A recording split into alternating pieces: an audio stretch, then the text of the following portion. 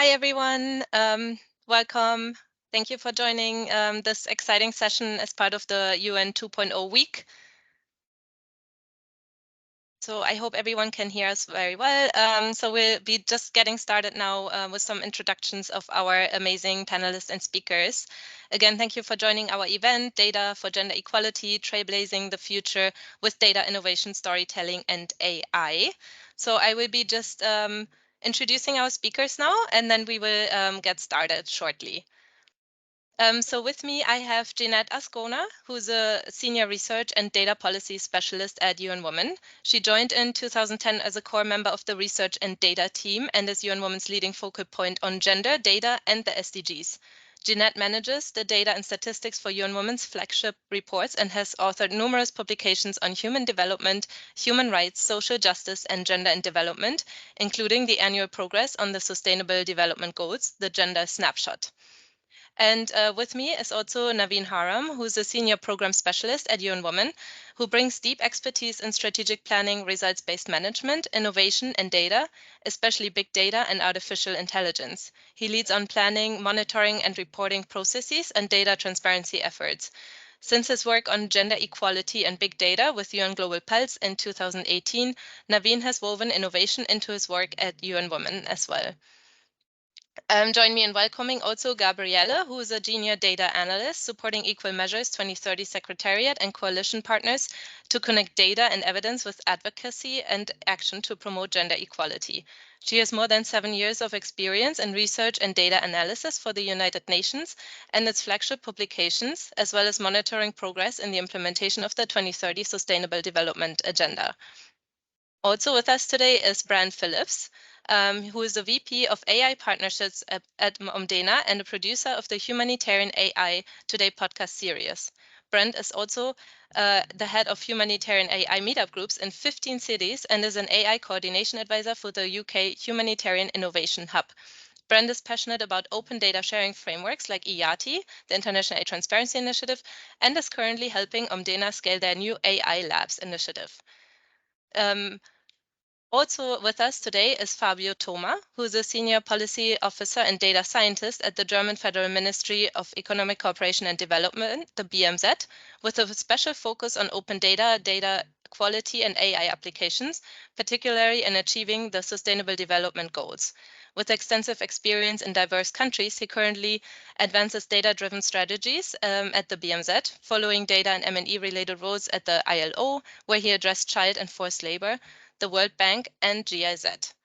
So please join me again in welcoming our amazing panelists. And I'll be sharing my screen now so that we can get started with some of the logistics. 1 second.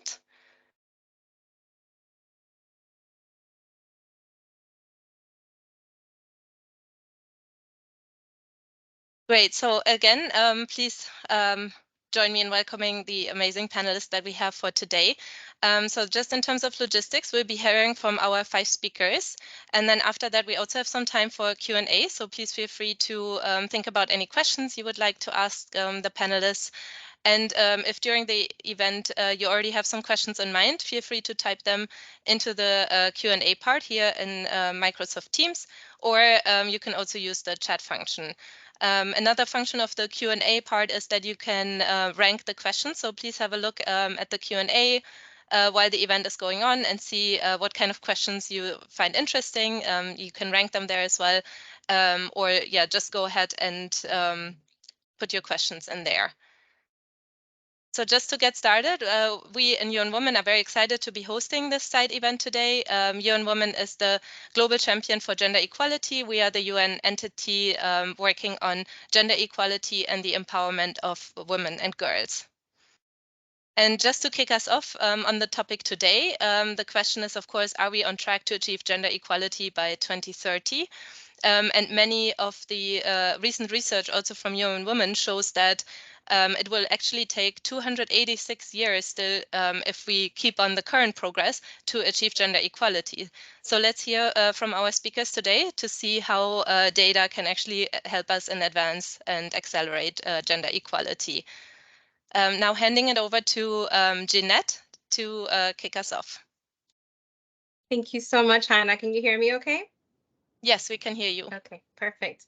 Well, welcome everyone. Today we're diving into the world of data, innovation, and foresight analysis. At UN Women, this means not just crunching the numbers, but using them to advance gender equality and turbocharging progress towards the Sustainable Development Goals. With that, Hannah, we can turn to the next slide. Before we get into the nitty gritty, let me introduce you to our trusty sidekick in the quest. And there's a background noise. I don't know if other people can hear that. So there might be a microphone that's open. No? Okay, maybe just on my side. But in our quest to track progress on gender equality, to make sure that gender is front and center in the work that we're doing here at the UN Women has partnered for a number of years with the UN DISA division to produce progress on the Sustainable Development Goals, the Gender Snapshot. This report doesn't just look at one or two goals. It looks at all 17 goals, evaluating with horizon searching data analysis where we are across all the goals from a gender perspective, why the pace of progress isn't good enough in some cases, and what needs to happen to right the course and achieve the goals for women and girls by 2030. If we can go to the next slide. The work is centered on the idea that gender equality has the power to multiply and accelerate the drivers of human progress, economic growth, and sustainable development. Unlocking this potential demands our unwavering focus to promoting gender equality across all 17 goals. Today, I won't be able to showcase our work across all of the goals. I do encourage you to look at the report. We do actually analyze all the goals from a gender perspective, but I only have 7 minutes. And so I'm actually going to focus my attention in today's presentation on how we evaluate with data, with innovation, with foresight analysis, progress on goal 1, the progress on eradicating poverty. So if we can go to the next slide. To do this, I want to take a stroll down memory lane. Back in 2015, global messaging on poverty had a serious case of gender myopia. This is a visual, if you can believe it, from the 2015 report. And these are some of the facts and figures that we used to tell the story back in 2015. Of course, we were able to show that extreme poverty was declining globally at the time, but the composition of the poor by sex was deemed unknowable. Data collection at the household level was not suitable for this sort of decomposition analysis. It still isn't suitable today, but it was deemed so difficult to analyze the data from a gender perspective that we shouldn't even try. We shouldn't even attempt. Again, that's what we thought back then. I think that we've gone a long way since then. And so let's turn to the next slide and see where we are today. And so again, fast forward to today, and we've shifted the attention to not only how many people are living in poverty, but also who are the poorest, right? What is the composition of poverty by sex and age? What does income poverty mean for them, for their lives and their well-being, and for their opportunities in life? And importantly, what policies can make a difference, particularly for women and girls? Thanks to some serious innovative thinking, we're taking that data and perfect as it is, because of course it isn't perfect, and doing some math, doing some number crunching. And so what do we find today? What can we say today about poverty, the eradication of poverty, and who we're talking about? And again, here, these numbers really do tell you what this means from a gender perspective. Today, 1 in every 10 women is living in extreme poverty. If current trends continue, by 2030, over 340 million women and girls will still be living on less than $2.15 a day.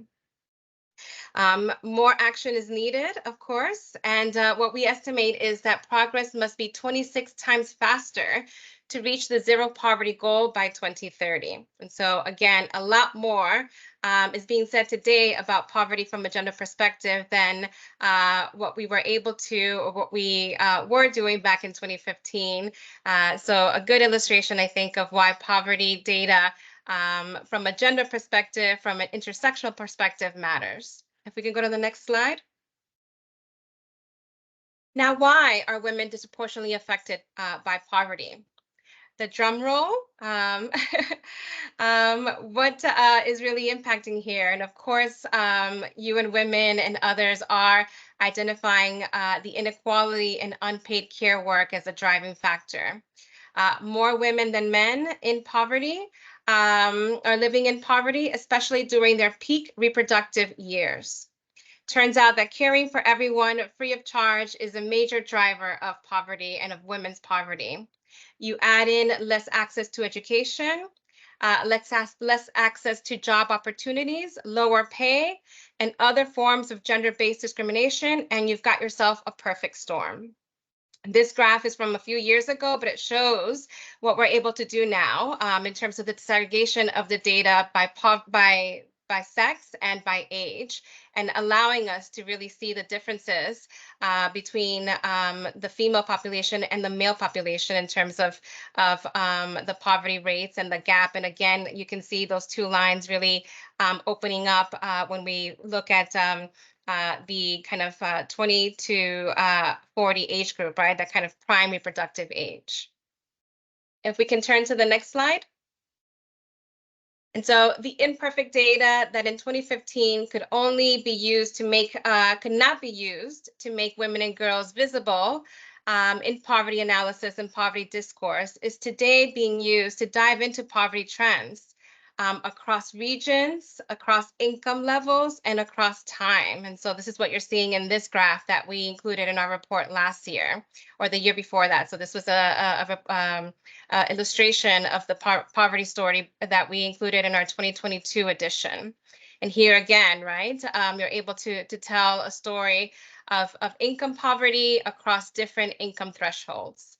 In 2022, a projected 938 million women and girls lived on less than $3.20 a day and 1.7 billion on less than $5.50 a day. We can go to the next slide.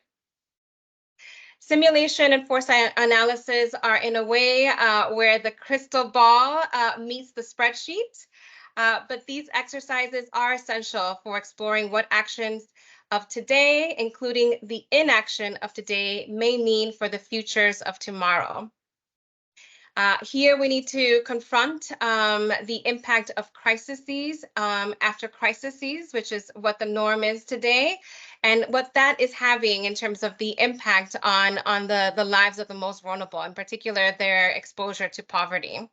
For example, in this analysis that we included in our 2023 edition of the report, of the Snapshot report, we see that if we continue with a kind of no action or a very insufficient action on climate change, and we simulate kind of a worst case climate scenario, as many as 158 million more women and girls will live in poverty. And although not shown here, because again, I'm going to be running out of time very soon, we don't only predict what we see to be potentially a very gloomy picture, a gloomy future.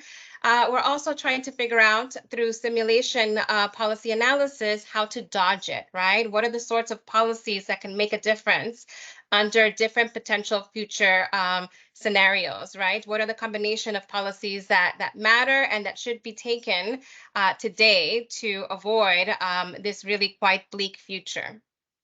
If we can turn to the next slide. Before I wrap up, let's not forget that women are not a monolith.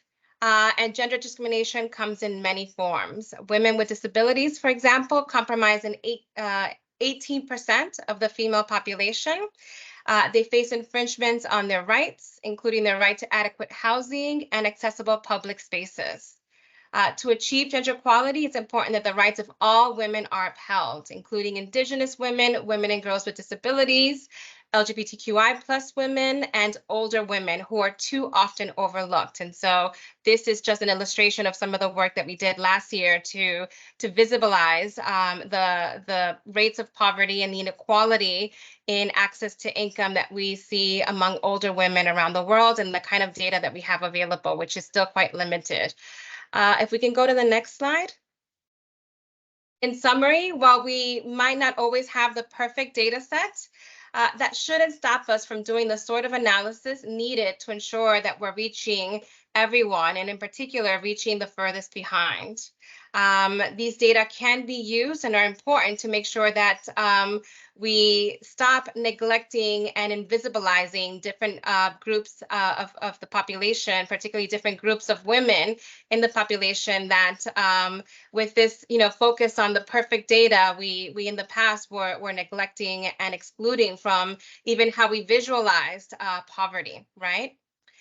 This doesn't mean that we should stop advocating for more and better data, including gender data. We absolutely must. But I do hope this presentation shows you that we should be doing that in tandem with the continued exploration of how we can use the data that we do have in innovative ways and using innovative methodologies to tell this very important story. Big data, AI systems that allow us to bring together different sorts of data, including real-time data, can also expand our understanding. And so we need to be focusing on how these new technologies can help to tell an even fuller picture of the gender and poverty story. Of course, with ethical considerations front and center, we need to be doing this, with transparency, with a view of really involving different groups, right? So with a focus on participation and accountability. And of course, these principles that are core to data analysis here at the UN are really important to be emphasized for all new data providers and new folks entering this world of data for development, including the private sector. If we can go to the next slide. And finally, if you want to dive deeper, check out our Global Gender Snapshot report. In addition, we also have a spotlight series that looks at all of the goals or different goals and takes a deep dive on some of the data that we don't necessarily always have time to include in the main global report. You can scan this QR code and you'll be on your way to some of that information that I tried to highlight with only 7 minutes today. And with that, thank you. Thank you, Hannah, for sharing the screen and sharing the slides, and I'll stop here. Thank you, Jeanette. Thank you very much for those insights, especially on how data foresight can also serve policy making and the multidimensional aspect, right, of data on women.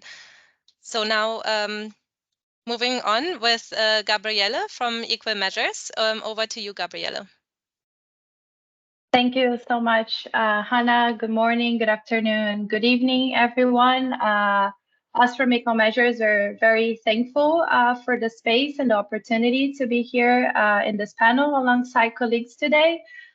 So for those of you who are new to Equal Measures 2030, we are a coalition. We can go to the next slide. Thank you. We are a coalition of national, regional, and global leaders from feminist networks, civil society, international development, and the private sector. We have been working together since 2016, and you can see the members of this coalition here on the screen, to connect data and evidence with advocacy and action for gender equality, especially in realizing the Sustainable Development Goals. Now, our work is mainly to connect the global to the local and the local to the global, ensuring that there is an understanding, right, of what the picture on the ground looks like, but also equipping activists to use data to ensure that governments live up to their commitments to the 2030 agenda. So it's really telling the stories that comes, right, with the data, pushing for data to be available, and equipping activists to use that data. So one of the ways that we do this, and we can go to the next slide, is through our SDG Gender Index, right? So the Equal Measures SDG Gender Index is the only global index and also an innovative tool, right, to place a gender lens across 14 of the 17 Sustainable Development Goals. It includes 56 gender-sensitive indicators that are coming from custodians like UN Women, WHO, the World Bank, UNICEF, and other agencies, but also from civil society initiatives and research initiatives at the global level. So we use SDG policy targets as benchmarks. So A score of 100%, for example, on our gender index for SDG 4 will mean that you've achieved, right? That country achieved the SDG target where it's articulated. We are tracking progress for 135 countries, which covers 96% of the world's women and girls population, and doing so since 2015. We have another edition that you can see the cover on the screen at 2020, and we are working now on our next and third edition, which is going to be launched in September ahead of the UN Summit of the Future. We can already see some interesting stories coming from the data, and that can help us, right, to delineate how progress has been since 2020, but also during this entire period since 2015, and how also we see progress, right, as we march towards 2030. So this is a tool, as we are seeing, right, that helps us to paint a picture and understand, right, how gender is across the different SDGs and how countries are doing. Next slide, please. So how this tool, right, can help strengthen and support activism and be used. So if we are looking, for example, at putting all these different issues together, what it would look like, right? What it would tell us in terms of this big picture, in terms of ranking countries, putting a score to them, and really assessing, right, the gender equality situation across all SDGs for a specific country. So once we put a rubric, right, from 0 to 100, and we put this rubric from very poor to very good, you can see here, right, on this map that just a couple of countries are doing very good on gender equality worldwide. And you can also see that the majority of women in the world, they are living in countries where their score is very poor or poor, which represents 3 billion women, right, living in these countries. And we also forecast through our gender index that if the current trend continues, the global score will only reach, right, 71 out of 100 points by 2030. So we see that we are aligned, right? We are not on track to achieve gender equality by 2030. More needs to be done. But what is this, right? So moving forward, after we see, right, this big picture and understand, right, how countries are doing and their SDG score overall, one of our tools can allow us to benchmark, right, and understand a more in-depth picture. So how does a region overall is doing, how a country is performing compared to neighboring countries, or which issues, right, are they doing better or worse in comparison? So our SDG gender index allow us, and here in this example, we have Latin America and the Caribbean. So looking at the 14, right, SDGs for which we have data available, we can select a country and see how their performance is for each of these SDGs. So for Latin America, Uruguay has the highest score for the region with 79 points in our rubric, or FAIR. Sorry, I'm having some microphone open and it's distracting me a little bit. So, and its highest global rank in 2020 for Uruguay was on SDG 10 on inequality, and the lowest on SDG 13. So here we can see which SDG is helping, right, this country to progress or to reverse. For SDG 5 on gender equality, for example, we see that the highest performance in the region was for Costa Rica, ranking also 22nd in the world. And moving forward, Equal Measures is also regularly asked what and who is really driving those changes. So after we see each of those SDGs, what is really behind those and what is really pushing or stalling, right, those changes. So we can move more specifically and we can assess the drivers of change and understand which specific gender issues are helping, right, a specific countries. What are the most persistent issues in terms of gender disparities? So for this one, we look for this, we have to look then at the indicator level, right? For those 56 indicators that I mentioned that compose the index for a specific country, and we put them together. In this example for Colombia, we can see that there was rapid change and progress coming from women in ministerial roles, changes in legal frameworks like gender diversity laws, women's perception on public transport. But then we can also see indicators that have worsened, right, since 2015. For example, share of population in slums, women's perception on food costs, ability to openly discuss politics, also aligned to what we are seeing, right, globally. So this will not only allow us to look at the overall picture, but also it allows us to dive into the specifics for each of the SDGs and at the interrelationships and interactions between those different indicators and paint a more complete picture and understanding of each country's situation in light of their SDG progress through a gender lens. Next slide, please. So this tool, it can tell us how we track progress and if the situation is getting better or worse since 2015 and looking ahead, right, at 2030, as we have seen. As we know and as said, right, progress on global gender equality has been too slow to meet the targets. And in our latest publication, launched during CSW this year, we have assessed that the world could reach, right, gender equality as soon as the year 2049 if all countries follow the pace set by the 15 countries with the fastest improving index score. In this fast track scenario, by 2030, nearly 1.7 billion girls and women could be living in countries rated excellent or good for gender equality. But if all countries backtracked following the 15 countries that decline, that could lead to a dangerous reversal for gender equality. And that can be impacted, right, by crisis, climate crisis, financial crisis, and things we also have tracking, right, globally. So if we see in this more pessimistic scenario, that would leave 85% of the world's women and girls, or 3.4 billion, living in countries with a poor, very poor scenario, which is something we cannot do, and it's twice as much as in the first scenario. So looking beyond, right, and our contribution to this panel, we can move to the next slide, please.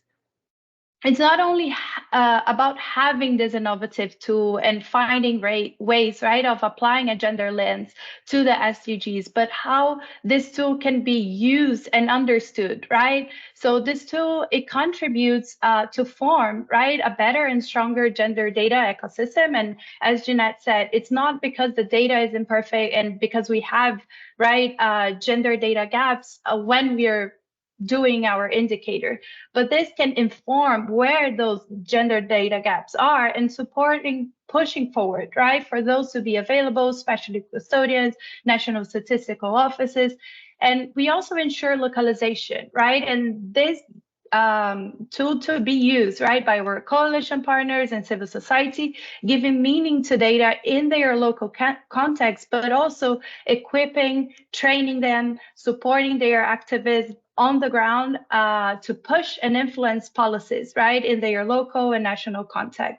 And as we track progress, this tool can also support informing what policies and what needs to be in place so countries can follow, for example, the fast track scenario, right, that we have delineated in our latest report. So for example, countries need to close the gaps in gender data, work with, invest in, create space for, and listen to feminist organizations and movements, promote leadership and participation of women and girls, and invest in public services and social infrastructure, among others. So we hope that this tool can help to really understand where those issues are, support activists, right, to use this tool and influence policies at their level, and also understanding what are those policies that need to be in place. So thank you very much. You can see our latest report for the index through our website, and also our most recent report, Fast Track or Backtrack. Thank you very much. Thank you, Gabriele, for those amazing insights on the work of the index. Thank you so much. And now we're moving forward with Naveen from UN Women. Please, over to you, Naveen. Can you hear me, Anna? Yes, we can hear you. Okay, so hello everyone. Good morning, good afternoon, good evening. And thank you, Janet and Gabriela, for sharing your insights on the gender data. Let's now explore how Unoman is harnessing the powerful tools of innovation, data, and storytelling and AI. As you see on the screen, and we just saw from our two speakers earlier, that we have 44% of the data that needs to be tracked, need to track the progress on SDG 5 is missing, making the issues facing women and girls largely invisible. So this statistics underscores the urgency for better data and tools that help to inform policies and actions that support gender equality. Hannah, can we move to the next slide? So what I'm going to do is I'm going to walk you through our data journey at Unoman. So starting with, I'm very proud to say that Unoman is committed to open and transparent gender data. We are the signatory to IRT, International Air Transparency Initiative, since 2012. And since then, we are working with the IRT community to shape the standards for making the data, gender data more visible. In 2018, UNMN was the first UN agency to develop a policy brief on gender equality and big data. So it really helped us to identify what are the different gaps and how big data can really help look at those and also inform the policies. So yeah, and then we have our own UNMN's country gender equality profiles that provide gender data at each of the country levels that really helps understand the issues in the country and helps us to intervene. And not only UNMN, but also helps the governments, the UN at large, and the civil societies to look at the data issues at the country level. The Woman Count, the product that we launched a few years back, facilitates the use of global gender data for evidence-based planning and decision making. And last not the least, UNMN rolled out its own transparency portal that really facilitates effective communication of our results, of our initiatives in a much better way. Yep. So let's look at the role of data, how really data helps us. So first important, it really helps us identify the gender gaps, right? As we see, it helps us to identify the disparities in the key areas such as wages, leadership roles, and access to resources. And then from there, it helps us for policy development and evaluation. So gender-focused data is really essential for developing policies that aim to address these disparities in the gender gaps. And then the gender financing, right? Allocating the resources. So digital gender data ensures that resources are allocated effectively to address specific needs of women and girls. And then it helps us for advocacy and awareness. So data-driven insights can be powerful tools for advocacy groups to push for changes in the policy and practices. And the last is it really helps us for the program development aspect. So gender gaps really helps us define what are the interventions that we want to undertake to tackle those gender issues. So this is really the help role of a data that really helps us. Yeah, then look at the examples of the AI. So looking at the UNM's key intervention areas, the key thematic areas, for example, the leadership and political participation, AI can really analyze social medias and news data to identify public sentiments and barriers to women's political participation. This is just one example. Under economic empowerment, AI can help in identifying patterns of wage disparities and employment trends using big data analytics. Under ending violence against women, AI technologies can be used to detect patterns of violence more quickly and accurately, including identifying areas or groups at higher risk, helping deploy resources to prevent violence happening. In the peace and security aspect, AI can analyze conflict data to identify patterns and predict future conflict zones where a woman might be at a risk. And one of our speaker, Brian, will talk about that more on the humanitarian and the peace and security. And the last one on the humanitarian part, during crisis, AI can quickly analyze vast amount of data on affected populations to identify the specific needs of women and girls. AI can also help in logistic planning, ensuring that aid reaches those most in need efficiently, right? Anna, can you go to the next slide?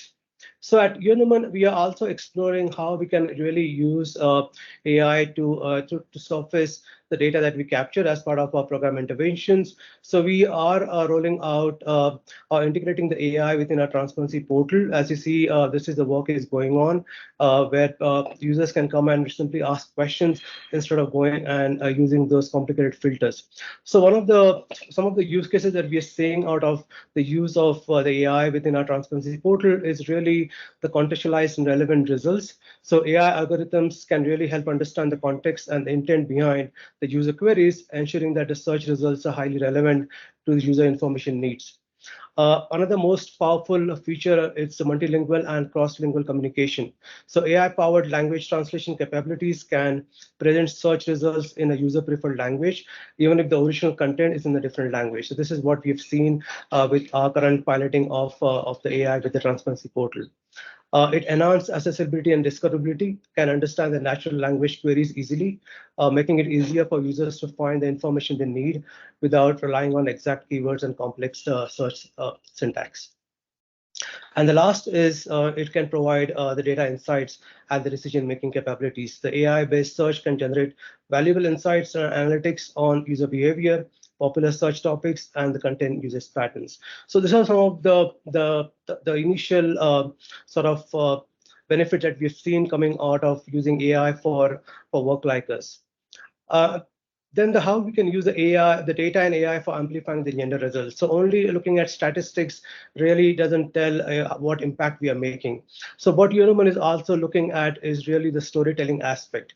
And this is again where the AI can really help in because we generate vast amount of narrative data along with the statistics. So using AI can help us translate data into compelling stories that humanized statistics can not only make them relatable, but can help change perceptions, inform decisions, and inform action on gender-related challenges. So we are currently testing this tool within our framework to see how it can really produce some good stories based on monitoring and reporting data, and then it can then be fine-tuned further with the expertise. Yeah, the last on are the challenges in the gender data and the use of AI. The first and most important we all know is the biasness and the inaccuracy that it comes to. So basically, the AI models, as we know, are trained on existing data, and therefore, if the input data is biased, the AI outputs are likely to be biased. So this is one of the things that we are saying, and this can really start giving us the wrong representation. The other thing is the gender data gaps that we've seen. Certain populations may be underrepresented in the data collection that we do, like the surveys, due to the different restrictions like the geographic, economic, or social barriers. So using data directly on those data points can sort of not really adequately represent the gender in those analysis. So I think what is important moving forward is really the ethical use of AI. It's really important to implement guidelines and standards that require gender fairness in the AI algorithms, establish oversight bodies to review AI practices, and promote case studies that showcase successful, neutral, or positive use of AI in gender context. So it's something that, as Uniman, we'll be looking closely at it. And then the other thing is the privacy and consent. So given the sensitive nature of gender data, it is critical to implement strict security measures to protect this data from unauthorized access or breaches that we've seen. This includes using encryption, secure data storage solutions, and regular security audits. So I think my next speaker will more talk about the biasness and inaccuracy of use of AI. So I will hand it back to you, Hannah.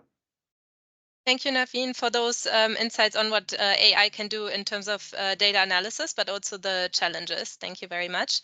So now handing it over to Fabio from the BMZ. Yeah, hi, Hannah. Hi, everyone. Hi, colleagues. Thanks. Can you hear me well? Okay, yes, we can hear you. Awesome. So before I start, I just want to also state, that as a white man discussing gender equality in international development, I recognize that it's a bit paradox, and I hope, however, this underscores the universal importance of this cause. And I'm definitely committed to using my privilege to advocate for equity and inclusivity. With that being said, let's dive right into it. Yeah, so let me start perhaps with the context. I will skip this citation here. We'll maybe come back later, just in the interest of time. So where do we start off? The BMZ, so our ministry, we have a feminist development policy as of 2022, and it's really looking into pursuing a gender transformative and intersectional approach and trying to eliminate discriminatory structures for an equal and self-determined participation, and also aspiring to pursue a post-colonial and anti-racist approach. And these are big words, but now the question is, of course, how do we operationalize it? So on the next slide, you see the gender action plan, which entails lots of different things. On the one hand, we have the very classical the key KPIs, disaggregate by gender, so like monitoring indicators that showcase what we are doing, what we try to achieve, the very classical things, but that we think still have a big value. On the other side, we have also other forms of monitoring and review, and I mean, some of our previous speakers were already referring to it. Like storytelling approaches are extremely important, but also these methods have to be participatory and inclusive, and we need to leave room for reflection and learning, and also making errors and mistakes, right? And I think one thing that's also very important for us, that we try not only to implement it within our projects, but also that we implement them internally and really live what we also try to do externally.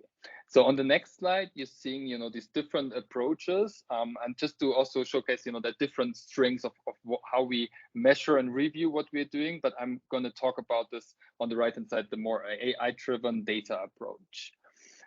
So what the deep dive I'm doing today, and you see this on the next slide, is basically and this is very much work in progress, the caveat here, how we can use IATI data, so Naveen was already mentioning it, to track gender equality and gender transformation. And the question behind this, how can we use project documents to gain a better understanding of the project's role on gender transformation? So on the next slide, very briefly again, and I invite you, to just Google it if you have never heard of IATI. It's a fascinating initiative, a multi-stakeholder initiative that publishes and shares development activity data. So on projects, financial data, but also results, and it includes importantly data from governments and non-government actors. And I think hitherto you have like more than 1,600 organizations participate. The great thing about the IATI is really it's free of charge, it's open data, and it's being regularly updated, and therefore everyone can access it. So also here on the right hand side you see the D portal, which is one of the tools to access it. You can also Google it if you wish. So on the next slide you see the BMZ approach, and very similar actually to what UN Women and also other players have done in the past, or in the past few years, I would say. We really try to work to enhance our transparency. So now we have also a transparency portal, which unfortunately is only accessible so far in German. I hope also the English version will come along very soon. But it really boosts, our transparency, and folks can get a better idea of what we are actually doing. We update our data on our projects monthly, and really use them for policy making, right? And especially in the realm of gender policy making, gender equality, projects can be flagged with so-called policy markers, and they, then you can get a better understanding to what extent these projects have a gender component and how important this gender component is. Nonetheless, there's certain limits to these gender markers. They don't showcase, what exactly is being done in terms of gender equality, and whether it's even gender transformative. So what on the next slide, what they're doing. So what is the potential of AI to enhance gender equality measurement? So and as I said at the beginning, this is very much a work in progress. So we start slow and very iteratively. So currently what we're doing, we use like the gender project, so that have a gender marker, and try to just extract by using AI different keywords, to get a better understanding what they're actually working on, like in what realm of gender equality is it, and also what kind of specific area. So the next step then would be to have a more contextual search, also going into the concept of gender transformation, so that the AI, the LLM, the large language model is understanding what we're actually talking about, and also understanding the concept of gender transformation. And then ideally, the very last step would then be a semantic search kind of tool, that really where you can interact similar to tools like OpenAI's chatbot. So on the next slide, more from a data perspective, like what are we actually doing? So what we're doing is starting very simple, and I think all of you have done it. I mean, nowadays there's this slogan prompt engineering that you've perhaps heard, but I think it's basically using, like going to OpenAI, Claude, and other LLMs, large language model, and just type in the prompt and try to improve it to get actually to the result you try to get. And what we're doing, and you can, and then it's becoming a bit more technical. Once you have had a good prompt or meaningful prompt that gives you meaningful results, you scale it up. And here we come into a kind of API integration where it's a bit more technical, but we just try to scale the prompt that we have created. And then ideally, at the end, we have kind of a chatbot that we can apply to our project. And here on the next slide, you see, like an example of how such a prompt. It's a very early prompt that we used, use it for some projects and then see what the result is and then play a bit around. I think in AI, it's very important to play around, to use what you have and then see what the results are. And this is like a very simple prompt that we used and now we try to ameliorate. So on the next slide, so considering the time, so the first results that we are having now, it's like, and it's very interesting, and I think it also applies to different countries and languages. It's very like in the German language, you can have very extremely specific and technical terms, right? And this is not the way we try to we want to go, right? So now we try to adjust the prompts to get more like keywords that are more tailored to folks who may not have a background in development or gender. And two challenges, and I think Naveen and others have already mentioned it. I mean, the data availability. So the IATI is great, but still we have some limitations in terms of the data. And especially at BMZ, we have some limitations because there are also data security concerns. You have to be, the data needs to be safe. And I mean, we have lots of sensitive information. We cannot just apply them to different AI tools. So therefore, I mean, this is a very much ongoing efforts, but I hope we'll have some good results in the near future.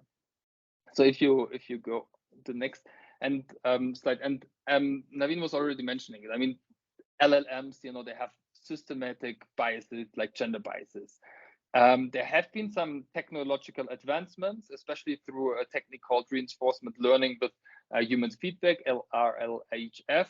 But still, I mean, it's extremely important. Whatever an AI or LLM is spitting out, you have to be double check it, and you have to be, and there needs to be human in the loop and understanding, what are the outcome and double like review it. But still, the question is there, like, is it actually feasible or ethical to use LLMs that have these biases to address gender inequalities? And here on the next slide, and I think this is already going into wrapping up.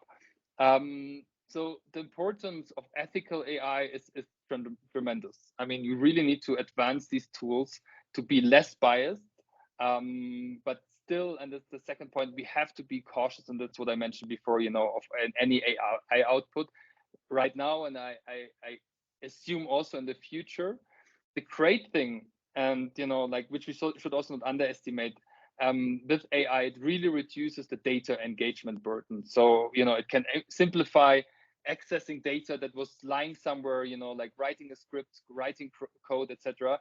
And that's actually great, but we also need the necessary training for that, both like the technical training, but also we need experts on gender, and like ideally like trying to merge the two to have meaningful outcomes. And data quality and availability, I mentioned that. I think we can have a separate talk on that. The last slide here are my takeaway messages, and going again back to what I showed at the beginning. I think we really need an integrated strategy using new tools like AI, but also like classical tools like M&E, but also qualitative approaches like storytelling and learning. And let me stop here, so Brent also has enough time to speak.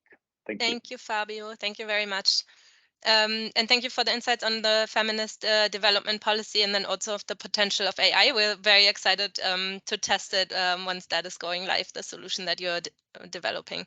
So over to you, Brent, talking about Omdana and the Humanitarian AI Today podcast. Yeah, hey everyone. I'm Brent Phillips. I'm the new Vice President of AI Partnerships with Omdana. And Omdana is it's an open source initiative that helps local communities develop AI applications and build capacity in AI. But I also produce the Humanitarian AI Today podcast, and I talk to a lot of people about AI and technology and data. And at the end of the day, everybody's interested in, how can you support people on the ground in need? And how can we channel funding? How can we raise funding and channel it where it's needed? And I think you've seen some slides showing, chatbot interfaces and things like that. And for people on the ground, they're interested in, how can I get my information inside of those chatbots so people can find it? And I wanted to close this by sharing two takeaways that, I often tell people at Omdana and on the Humanitarian AI Today podcast, and that's we really need to realize that we're losing narrative control of our messaging to algorithms. And like when you type a prompt into ChatGPT or my favorite Perplexity AI, that algorithm synthesizes information that it gives back to you based on what it can find. And it's super important right now to start for organizations, especially ones in the field and that are working on, empowering women to channel more information through open data sharing frameworks and frameworks like IATI. And IATI has come up twice today, because of its importance. And it's a highly structured XML standard that you can label and tag information and report different bits of information on a granular basis. But doing this enables these chatbots to see what you're doing and who you are, and to compare what you're doing to what other people are doing, and what are the results of your activities and who's involved and how's it similar to other activities around the world. And so the time's short, but I wanted to just emphasize the importance of this to our listeners, that your organizations, you should really be experimenting with these open data sharing frameworks to make your information and make yourselves visible to these new crop of applications out there. And it's not a huge presentation, but I think it kind of wraps up a lot of this dialogue. In order to get help where it's needed in the AI age, we need to start thinking about data curation and how we do it. Just posting on Facebook and Twitter isn't enough anymore. We need to actually inform this new generation of chatbots and AI interfaces. And again, that's through sharing data through these open data sharing frameworks. So that's my pitch and my takeaway for the group. And I think we have time now for some questions. Yes, thank you, Brent. Thank you so much. I think that puts it very nicely together, right? Because we went from talking about the SDGs, right? Gender equality data, and then also looking specifically at open data platforms, right? Including IATI. And now you mentioning also that community aspect, right? That everyone actually needs to participate in it and actually also look into it, because the AI is there now, right? So we all need to be part of it, look into it, participate in training the models. And then that is probably also one point, right, touching on the ethics of AI and the biases that we can then also fight if everyone takes part in it. But yeah, just trying to see if anyone has any questions. So there was one question in the Q&A about the proportion of extreme poverty, and Jeanette already answered that. But also wondering, Jeanette, if you want to come in on saying, on sort of giving some insights on what AI can do in terms of sort of AI-driven data innovation in terms of fighting the underlying causes of poverty. Yeah, happy to jump in. Thanks so much, Hannah. Just to really add maybe to really quickly to the question that was posed, I think that's why it was so critical, right, to analyze the data in different ways, and why disaggregated data is so important for the poverty analysis. The majority, or almost half of the poor are children. And so the gender gap, the male-female gap, when you look at the full kind of population group of all ages gets diluted if you don't disaggregate by sex and age, right? Because the majority of the poor are children. There isn't, except for a few countries, major gender gaps in the number of children that are poor. There are some very big countries that have some exceptions. And so that's why actually when you look at the aggregates, there is a gender gap that is biased against girls, but by and large, boys and girls are equally likely to live in poor households. And so when you disaggregate the data by sex and age, you start to see, right, where the gaps are biggest for women. And so just to answer that question, I think, again, when we analyze the data and when we're informing policy, it's really important to think about what are the kinds of questions that can best help us to tackle this issue, and disaggregating the data by sex and age is critical so we know what's really driving the gaps that we see. And as I said in my presentation, the inequality within the home in terms of who's doing the unpaid care work, et cetera, the inequality outside of the home in terms of pay gaps, et cetera, make a big difference, right? And are part of the kinds of challenges that we need to tackle in society to address the gender gap in poverty. And that brings me to your question, Hannah, which is how can we be using AI and big data and all of these different advances that we've seen in recent years to inform policy, to inform evidence-based policy? And I think one of the other challenges that we haven't tackled with official statistics is the frequency and the timeliness of the data, right? So by and large, we rely on household survey data in many developing countries. We rely on administrative data, but these take time to be collected, to be analyzed, et cetera. So how can we use these new methodologies, these new advances to get access to real data, to get a better pulse of what's really happening on the ground, to have a better picture of different groups that, as I said in my presentation, are often invisibilized? How do we triangulate, right? Because it's not about replacing some data with other data, but really using them to complement each other, to have more information and more timely information to inform more responsive policy, right?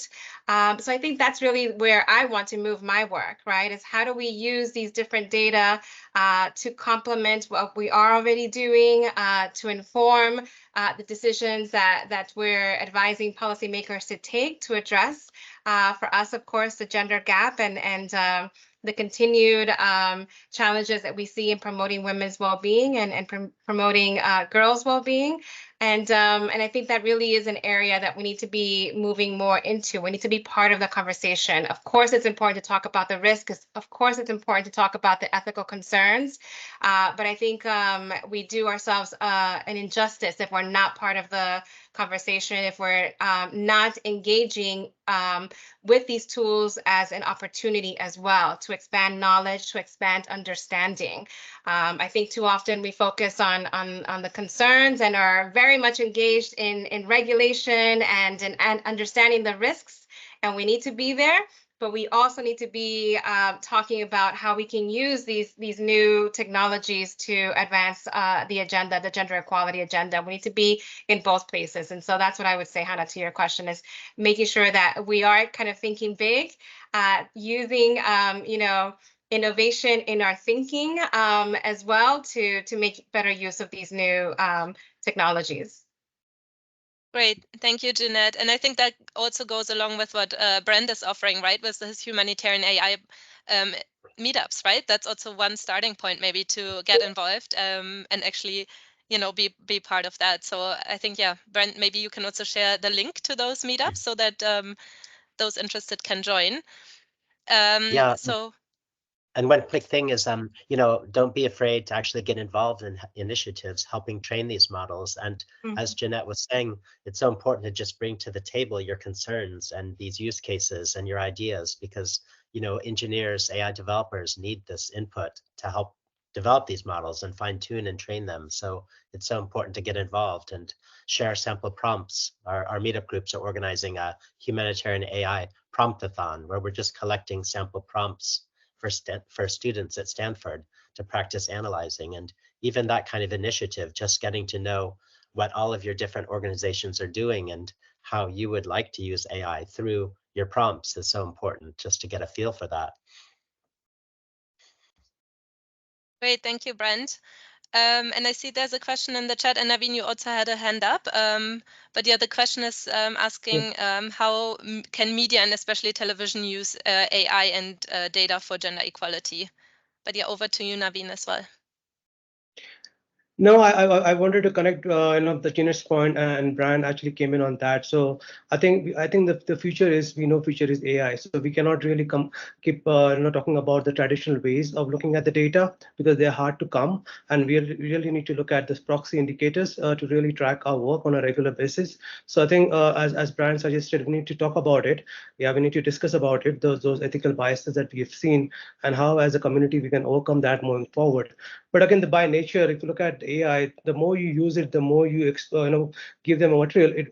It's self-training, so it can train and so on, and try to remove the biases as it goes forward also. So again, that's the key to it. Yeah, thanks. Thank you. And we're at time right now, but just if anyone wants to jump in on that last question on how television or media can use AI for gender data and gender equality. But if not, we can also address that question later. Angel, you can also get in touch with us. Let me share my screen. So these are just the contact information.